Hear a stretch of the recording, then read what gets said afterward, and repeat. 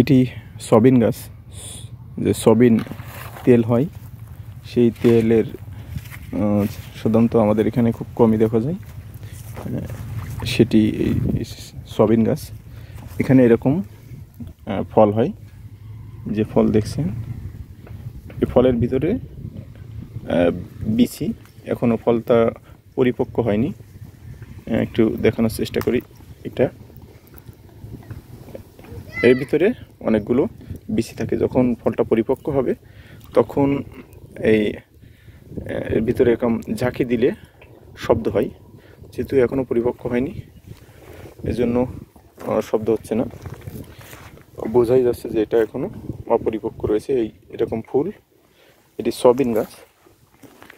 এরকম থলি থলি ফল হয়।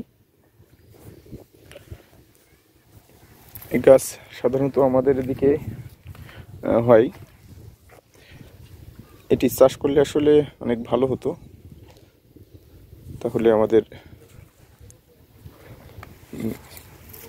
সয়াবিন তেল উৎপাদন করা সম্ভব হতো।